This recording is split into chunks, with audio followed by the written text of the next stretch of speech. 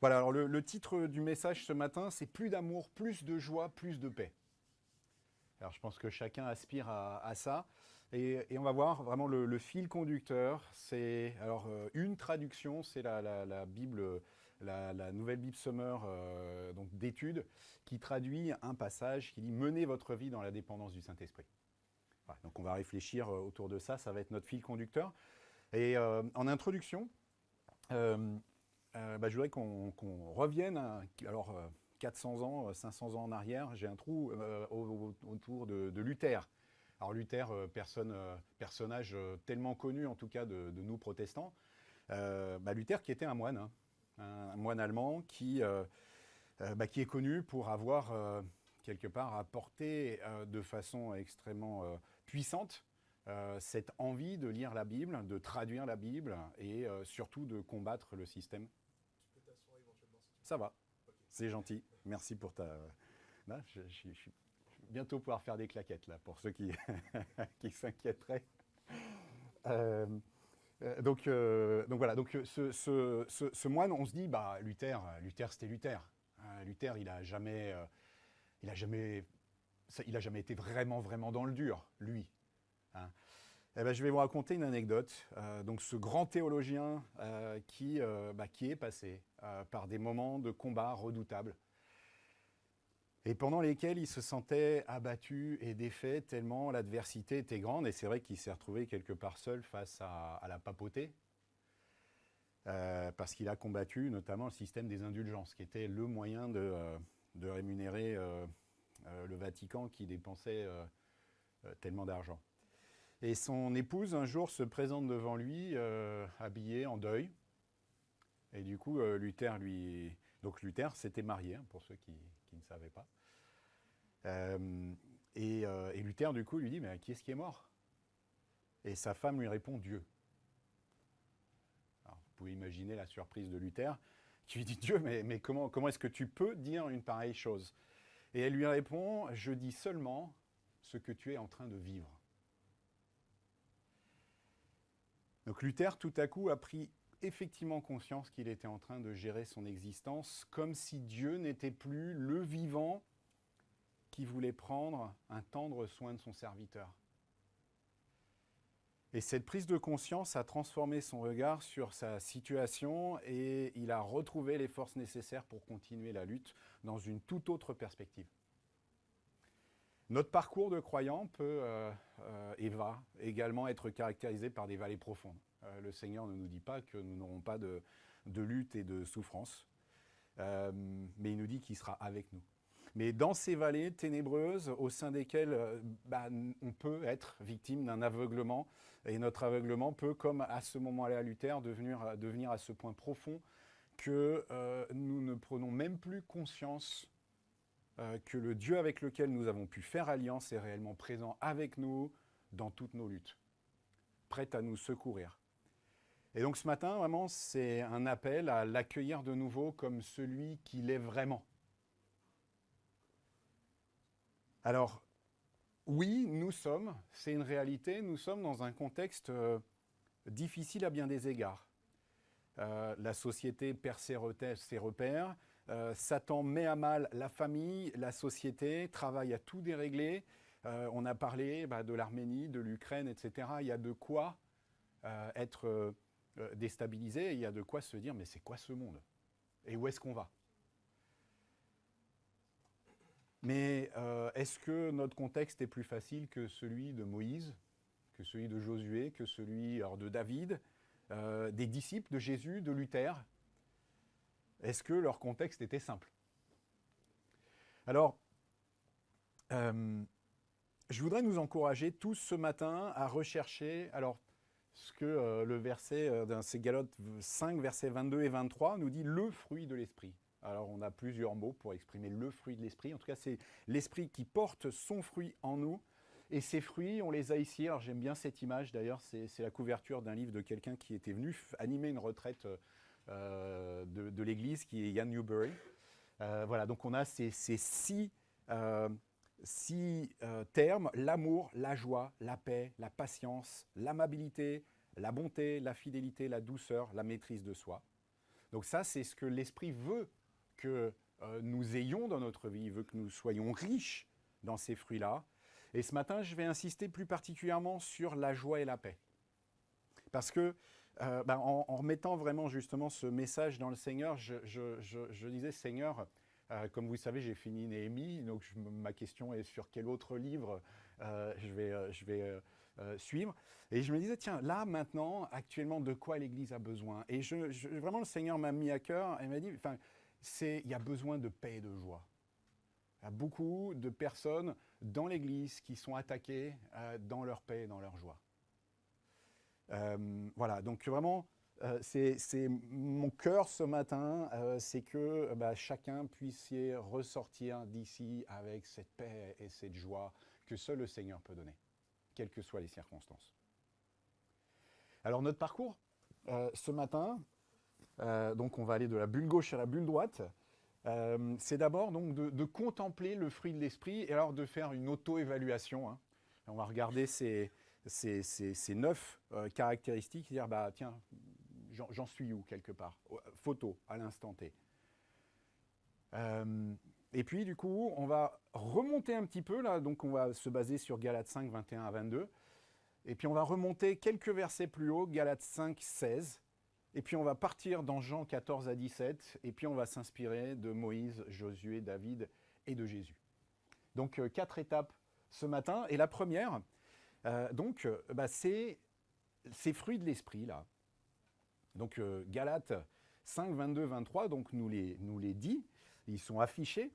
Et je vais les lire lentement et je vous invite à réfléchir chacun, de dire tiens, sur une note de 0 à 10, sur chacun de ces fruits, j'en suis où? Alors 10 étant le plus élevé. L'enjeu, attention, surtout, j'insiste, c'est certes pas de culpabiliser qui que ce soit, c'est Satan qui cherche à culpabiliser. Mais c'est vraiment de dire, ok, si j'ai envie d'être à 10 sur 10 sur chacun de ces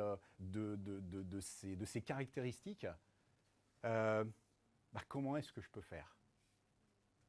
Donc, voilà, l'amour, premier fruit, sur une note de 0 à 10, j'en suis où sur l'amour? Est-ce que j'aime mon prochain? Est-ce que j'aime mon voisin? Est-ce que j'aime ma femme comme il faut? Est-ce que j'aime mes enfants comme il faut? Est-ce que j'aime ma sœur comme il faut? Est-ce que j'aime mon frère comme il faut? J'ai vu 2 sourires là. La joie. Voilà. J'en suis où dans la joie? Est-ce que la joie s'exprime dans ma vie? La paix.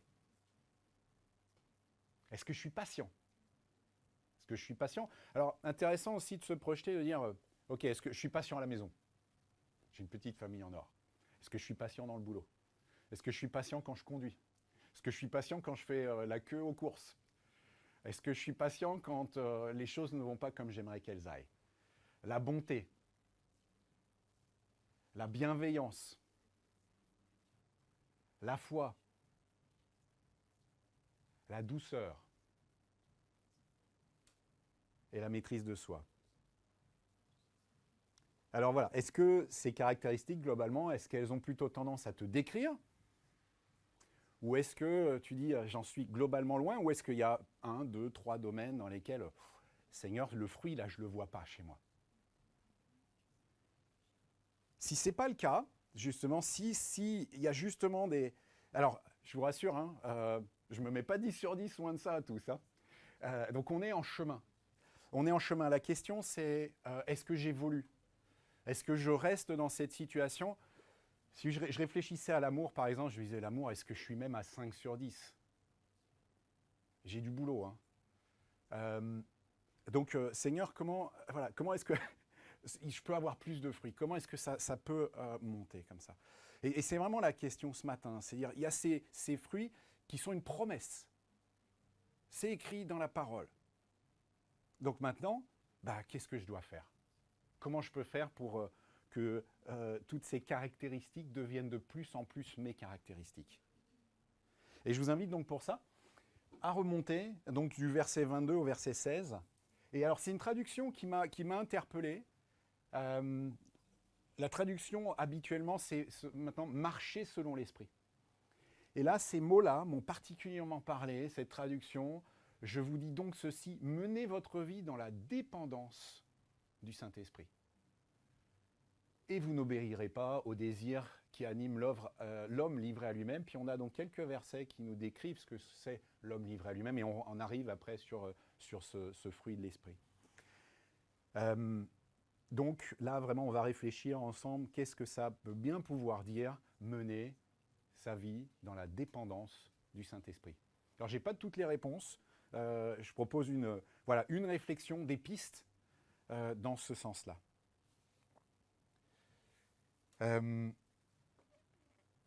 Galates 5, 25, donc là on retourne un petit peu plus loin. On a alors c'est le même verset qui est traduit de façon différente. Si nous vivons par l'Esprit, marchons aussi par l'Esprit. Ou puisque l'Esprit est la source de notre vie, conduisons-nous selon sa volonté. Donc quelque part, j'ai été sauvé. L'Esprit m'a interpellé et l'Esprit m'a permis de comprendre que pour être sauvé, j'avais besoin du sang de Jésus. Je suis sauvé, maintenant qu'est-ce que je fais ? Est-ce que je reste sur place, finalement, ou est-ce que j'avance selon la volonté du Saint-Esprit qui m'a permis d'être sauvé ? Donc on est vraiment sur la même idée, finalement, c'est cet appel à dépendre complètement dans notre vie du Saint-Esprit. Alors voilà, réflexion. Qu'est-ce que ça peut bien pouvoir dire, mener votre vie dans le Saint-Esprit ? Alors, première étape très courte, dans ce deuxième point, alors qui est le Saint-Esprit ? Un peu rappel. Alors vraiment, dans tout ce que je dis ce matin, on pourrait passer des jours et des jours et des jours à creuser, à approfondir. Donc ce sera nécessairement insuffisant, ce que je vais vous apporter. Je veux vraiment qu'on retienne cette idée, cette question de dire « Ok Seigneur, je veux dépendre de ton Saint-Esprit » et de lancer vraiment, de lancer chacun dans cette dynamique de vie, de dire « Je veux dépendre absolument du Saint-Esprit ». Alors maintenant, du coup, qui c'est ce Saint-Esprit ? Alors le Saint-Esprit nous est présenté dans la parole comme une personne, alors une des trois personnes de la Trinité.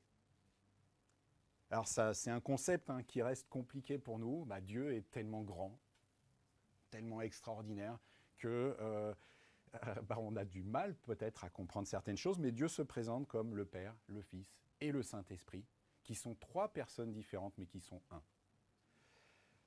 Et le Saint-Esprit, est cette personne que Jésus a promis d'envoyer lorsqu'il sera parti. Et deux passages très courts. Jean 14, versets 16 à 17, Jésus dit « Et moi je prierai le Père ». Donc Jésus est encore sur terre, il est à deux doigts là, d'aller à la croix. Et il dit à ses disciples « Je prierai le Père et il vous donnera un autre consolateur, afin qu'il demeure éternellement avec vous. L'Esprit de vérité, que le monde ne peut recevoir parce qu'il ne le voit point et ne le connaît point, mais vous le connaissez car il demeure avec vous et il sera en vous. » Donc promesse de Jésus, là, juste un verset. Alors il y aurait tant à dire encore une fois sur le Saint-Esprit. Mais donc je pars et vous allez avoir un consolateur qui vous guidera, qui sera avec vous à chaque instant éternellement. Jean 16, verset 7, « Cependant je vous dis la vérité ». Alors on le connaît ce passage, mais est-ce qu'on l'intègre suffisamment ? « Il vous est avantageux que je m'en aille, car si je ne m'en vais pas, le consolateur ne viendra pas vers vous, mais si je m'en vais, je vous l'enverrai. » Moi, j'avoue, j'ai du mal à l'accepter, cette parole. Je préférerais, comme ça, mon cœur humain dit, mais je préférerais que ce soit Jésus qui soit avec moi. Se dire, j'aurais pu être disciple peut-être, et puis suivre Jésus et le voir faire. Et le Seigneur Jésus dit lui-même, c'est avantageux que je m'en aille parce que vous aurez ce Saint-Esprit qui sera avec vous à chaque instant. Jésus, je ne sais pas si vous vous souvenez, mais les disciples allaient le chercher régulièrement parce qu'il allait s'isoler pour notamment prier. Donc Jésus n'était pas en permanence avec les disciples n'étaient pas en permanence avec Jésus. Et il y a cette idée avec le Saint-Esprit, c'est cette présence de Dieu à chaque instant. Et ce n'est pas juste une force. Souvent, on entend un petit peu, on a souvent cette idée, je pense, du Saint-Esprit comme une puissance. C'est une personne qui a une puissance absolue et infinie. Et on nous demande, on nous conseille, on nous préconise, vivez votre vie dans la dépendance de cette personne qui est le Saint-Esprit. Moi, je veux bien, perso. Alors, quelques pistes sur qu'est-ce que ça peut bien vouloir dire. Alors, qui peuvent vous sembler peut-être théoriques. qui sont aussi excessivement pratiques. Première chose, c'est l'Esprit qui a inspiré la Bible. Donc si l'Esprit a inspiré la Bible, là, si je veux dépendre du Saint-Esprit, doit être pertinent de lire et de méditer et d'avoir soif de la Bible, donc de cette parole de Dieu. Et d'ailleurs, je ne sais pas si vous vous souvenez, je crois que c'est Pierre qui dit « Mais Seigneur, à qui irions-nous? Tu as les paroles de la vie. » Où sont les paroles de la vie pour nous aujourd'hui? Les paroles de la vie, elles sont dans la Bible. Et elles ne sont pas ailleurs. On peut avoir un frère, une sœur qui a des paroles puissantes, mais qui sont de toute façon inspirées, qui doivent venir de toute façon de la Bible. Donc, donnons-nous chacun individuellement toutes les opportunités de connaître plus la parole de Dieu et Dieu, du coup, au travers de sa parole. Donc vraiment, saisissons les opportunités. ITA, par exemple, Xavier, qui a lancé ses cours d'apprentissage, de découverte de la foi, etc.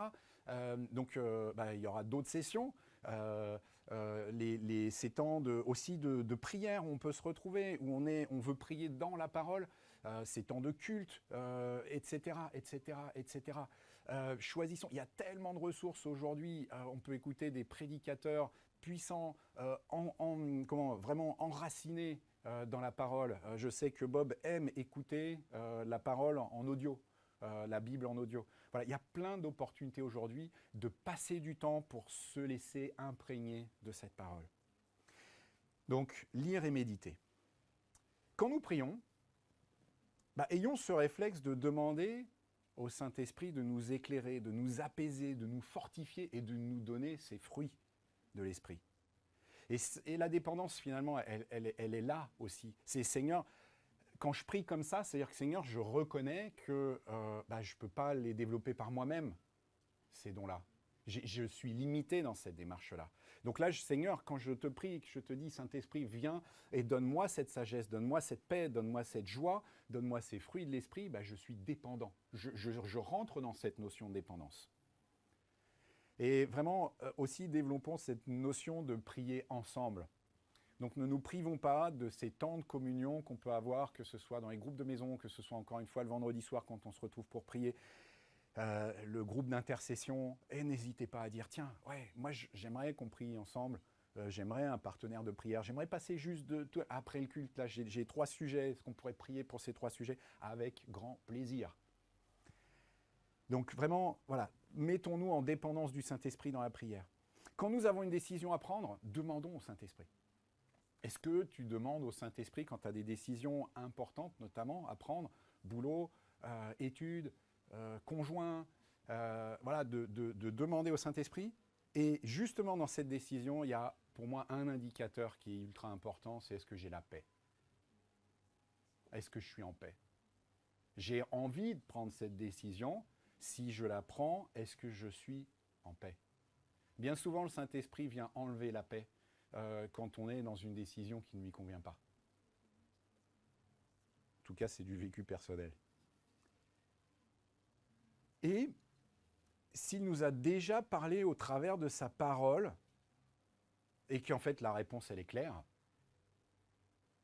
que le Seigneur finalement ne nous veut pas à cet endroit, ne nous veut pas dans cette relation, ne nous veut pas dans ce job, avoir le courage de mettre en œuvre sa parole, simplement. Il m'a déjà parlé, tu sais ce que tu dois faire? Ça représente des risques, tu vas peut-être perdre un confort financier, tu vas peut-être risquer de blesser telle ou telle personne, etc. Mais le Seigneur te demande de faire quelque chose, c'est clair, c'est écrit noir sur blanc. Pourquoi s'entêter? Ça demande du courage et ça demande justement que le Seigneur nous équipe aussi. Bob, il y a 2 semaines, avait prêché autour de Jean 15, 3 versets de Jean 15, et puis on y reviendra un tout petit peu. Jean 15, verset 10, Jésus dit « Si vous gardez mes commandements, vous demeurerez dans mon amour, de même que j'ai gardé, moi, Jésus, les commandements de mon Père. » On a tendance à oublier un peu cette phrase-là. Jésus a été exemplaire, et c'était un challenge pour lui aussi. Il a été tenté en toutes choses. Jean 15, verset 11, tout de suite, après, il nous dit « Je vous ai dit ces choses afin que ma joie soit en vous et que votre joie soit parfaite. » Donc on voit... Et on va voir que dans ces chapitres 14 à 17 de Jean, on a cet appel à la joie, cet appel à la paix et cet appel à demeurer dans le Seigneur. On va y venir. Et puis Jean 15, verset 14, Jésus qui dit, vous êtes mes amis si vous faites ce que je vous commande. Donc si je veux dépendre de Dieu, Père, Fils, Saint-Esprit, et que clairement je dis au Seigneur, ouais, je prends ça et ça, mais ça, je le mets de côté, ça, je le mets de côté, ça, je le mets de côté, j'ai un problème, je ne suis pas dans la dépendance du Saint-Esprit, on est d'accord? On est d'accord? Alors, donc ça, quelques pistes, et puis alors, pour conclure ce point, un conseil, une image et un rappel. Un conseil, la force des petites habitudes. Vivre dans la dépendance du Saint-Esprit, c'est un combat de chaque instant. C'est une vigilance de dire non à chaque mensonge de l'ennemi. C'est, voilà, donc conseil égal, développons ces petites habitudes qui changent la vie. Je prends mon temps quotidiennement pour lire la parole. Je prends mon temps quotidiennement pour prier. Je saisis les opportunités, chaque opportunité qui se présente pour grandir dans cette relation avec le Seigneur. Donc ça, c'est le conseil. L'image, je l'ai déjà partagée celle-là, mais en fait, elle me fait tellement de bien au quotidien. C'est récemment, pendant le groupe de jeunes, j'ai eu cette image où justement, je disais, c'est vraiment écrit que Jésus dit, il vous est préférable que je m'en aille. Et ça a fait vraiment un tilt chez moi où je me suis dit, mais si j'avais effectivement Jésus à côté de moi, en permanence, c'est mon meilleur ami, il est là, on ne se quitte pas. Et je ne serais pas le même homme. Je ne serais pas le même homme parce que, je sais que j'aurais le regard de mon pote Jésus qui serait là et, attends, non, là, je ne peux pas faire ça, là, je ne peux pas faire ça, là, je ne peux pas faire ça, là, je peux... Mais surtout, parce que j'ai de l'admiration, c'est Jésus, quoi. Mais j'aurais envie de lui faire plaisir. Donc, il y a un SDF, là, je vais l'aider. Il y a un malade, je vais prier pour lui, etc., etc. C'était ce que faisait Jésus. Donc, si moi, j'ai envie de faire plaisir à Jésus, je dis, mais Jésus, si tu me dis que je peux faire la même chose, je vais faire la même chose. Le Saint-Esprit, c'est pareil, mais en plus, nous dit Jésus. Parce que le Saint-Esprit est avec nous à chaque instant. Donc, quand je prends conscience, et cette notion d'être conscient que le Saint-Esprit est en moi, qu'il est en permanence avec moi, attention à mon regard, attention à mes pensées, etc., parce que je veux l'honorer et je veux lui faire plaisir, puis je ne veux pas qu'il ait honte de moi, et puis je veux lui faire plaisir. Donc finalement, qu'est-ce qui change entre avoir Jésus à côté de moi ou avoir le Saint-Esprit en moi? C'est juste que c'est encore plus puissant parce que le Saint-Esprit est avec moi à chaque instant. Et puis un rappel, là où est l'Esprit du Seigneur, là est la liberté, nous dit 2 Corinthiens 3, verset 17. Donc nous sommes libres. Nous avons la possibilité, nous avons les moyens, et le Saint-Esprit nous équipe, non seulement il nous donne cette liberté, mais il nous donne cette puissance de pouvoir faire, de pouvoir être.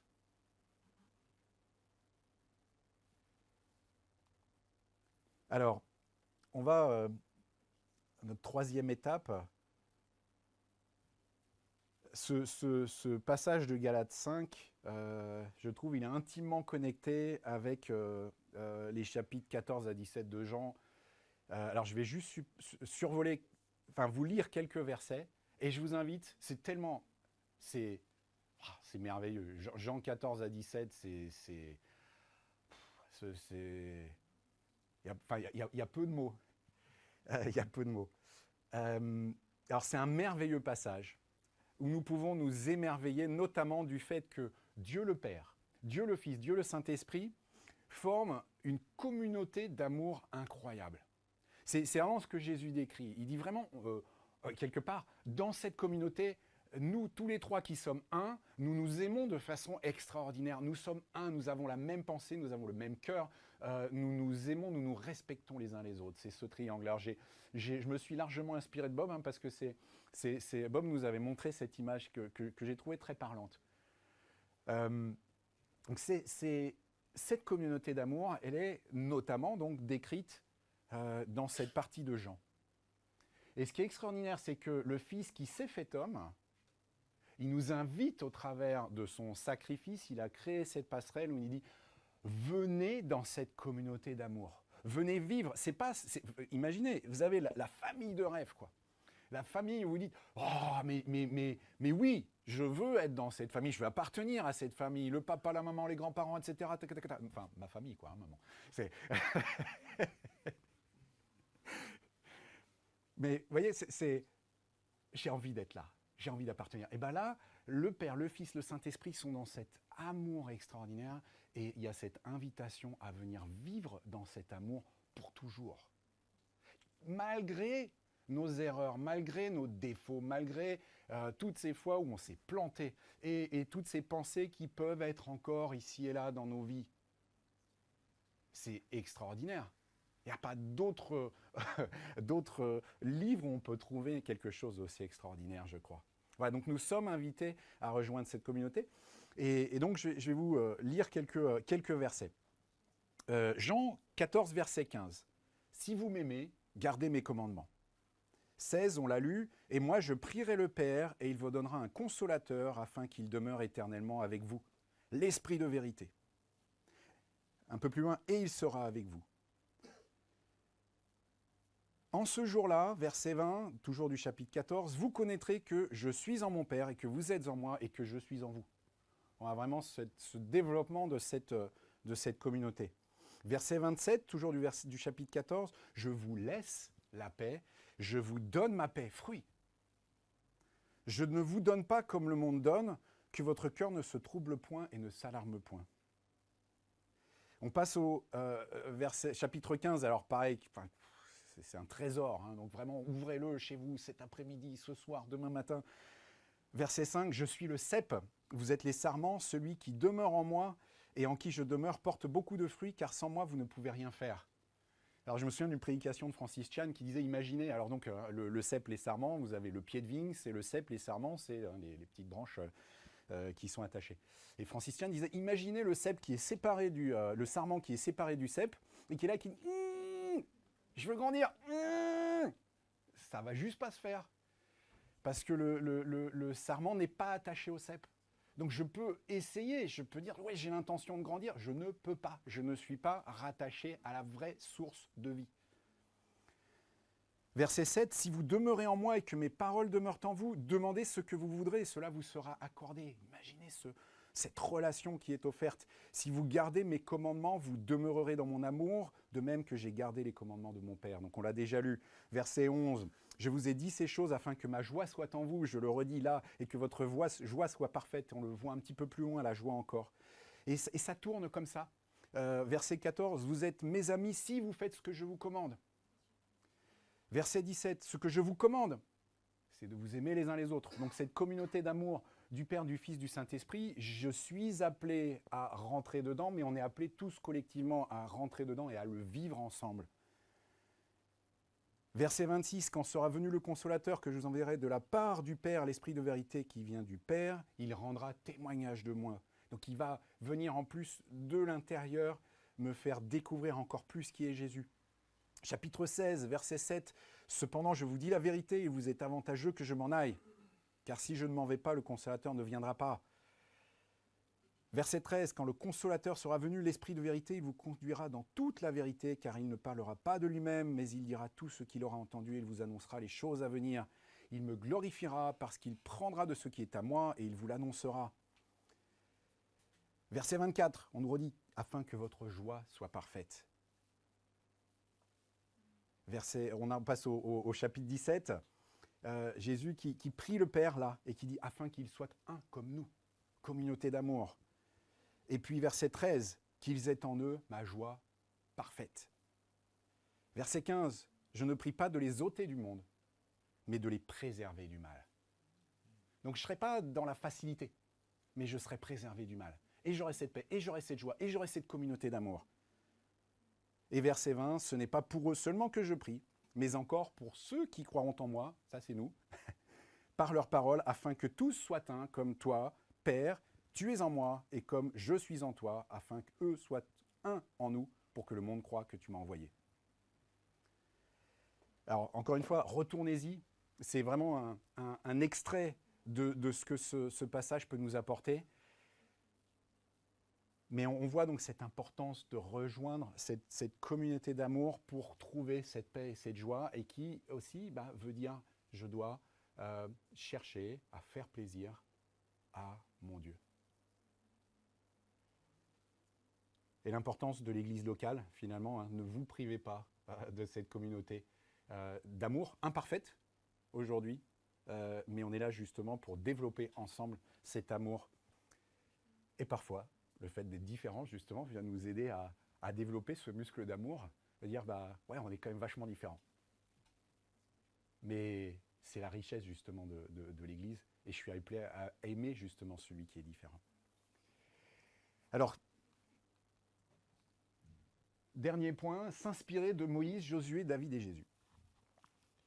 Alors on a, en tout cas avec Moïse, Josué et David, des personnes qui ont investi du temps. Et le temps qu'ils ont investi est révélateur de leur dépendance vis-à-vis de Dieu. Si on pense à Moïse.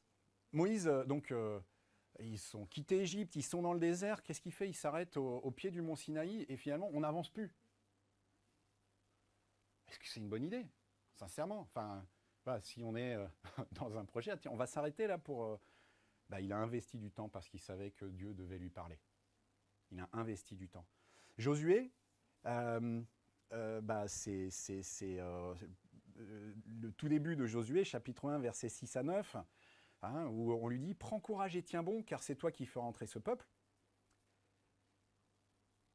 Tiens bon pour veiller à obéir à toute la loi que mon serviteur Moïse t'a prescrite, sans t'en écarter ni d'un côté ni de l'autre, car alors tu réussiras dans ce que tu entreprendras.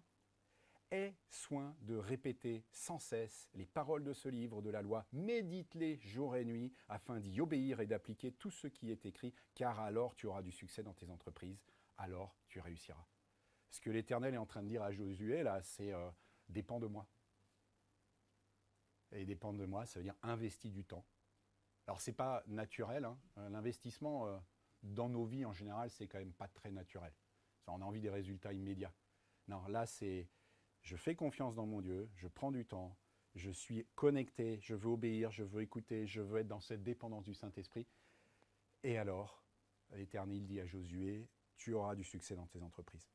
David, c'est cet auteur de tant de psaumes, donc ce roi, qui a vécu des moments extraordinairement, de succès extraordinaires. C'était le roi quand même, hein, d'Israël dans un temps d'opulence, mais aussi de combat, qui a été menacé par, d'abord avant de prendre la royauté, puis pendant, etc. etc.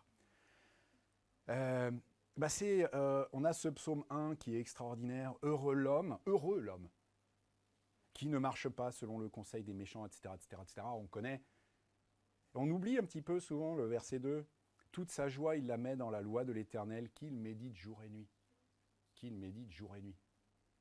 C'était pas juste un patron, entre guillemets, un roi.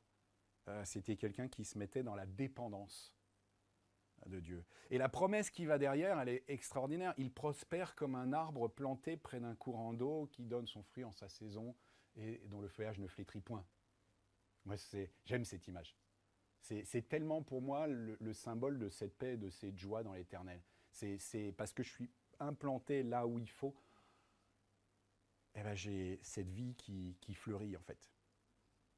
Et ce même David, et c'est ça qui est super fort dans la parole, c'est qu'il n'y a pas de faux semblants, ce même David a exprimé dans tant de psaumes les combats qui se présentaient à lui. Et je voudrais juste vous partager, je l'ai déjà fait par le passé, quand vous êtes dans le dur, ça m'est arrivé un matin d'arriver, j'avais l'habitude, à l'époque j'étais salarié, j'avais l'habitude d'arriver vers 7h30 et de filer dans une salle de réunion pour finir de lire la Bible et de prier que j'avais commencé dans les transports. Et ce jour-là, au lieu d'y aller direct, j'ouvre mon ordi et puis je regarde mes mails. Alors comme vous savez, pour ceux qui sont dans des entreprises, parfois c'est pas très tendre, hein. Donc des scuds de partout, puis forcément ça m'arrivait sur la tronche. Et franchement, je pars dans ma salle de réunion en mode, mais c'est vraiment injuste, Seigneur. Et vraiment, j'avais ce cœur absolument pas en paix, absolument pas content, absolument furieux. Et je commence à lire un de ces psaumes de David qui part justement dans mais tous ces gens autour de moi qui me veulent du mal. Et j'ai vécu vraiment en 30-45 minutes ce temps de non-paix, d'agitation, de frustration. Et petit à petit, au travers de la lecture, en priant en fait ce psaume de David, de découvrir une joie, une paix extraordinaire qui ne dépendait pas des circonstances. Hein. Rien n'avait changé en 45 minutes.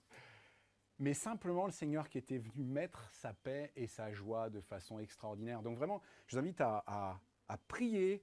Quand vous êtes dans le dur, prenez un psaume de David, un de ces psaumes. Alors il y en a plein, hein. Il y a les 3, 4, 5 par exemple, psaumes 3, 4 et 5. Et il y en a bien d'autres. Mais voilà, en mode, Seigneur, je vais dire à haute voix. Parce que finalement, je m'associe à David dans cette difficulté. La sienne était peut-être plus grosse que la mienne, etc. Mais Seigneur, tu m'acceptes comme je suis. Et donc, Seigneur, tu m'acceptes comme je suis, je vais prier comme David. Et du coup, vraiment, témoignage, hein, ça marche. C'est extraordinaire. Et ces mêmes hommes, donc, ces 3 hommes, et puis plein d'autres, 1 Corinthiens 10, 13, c'est tellement appliqué pour eux. 1 Corinthiens 10, 13, c'est on aura de l'épreuve, mais avec l'épreuve, le Seigneur préparera le moyen d'en sortir. Et en disant ça, je pensais à ce qui se passe quand Moïse arrive avec le peuple devant la mer, poursuivi par les Égyptiens. Il avait de quoi se dire, c'est fini quoi. Et non, le Seigneur a prévu le moyen d'en sortir, la mer s'est ouverte, le peuple est passé, et la mer s'est refermée sur les soldats qui les suivaient.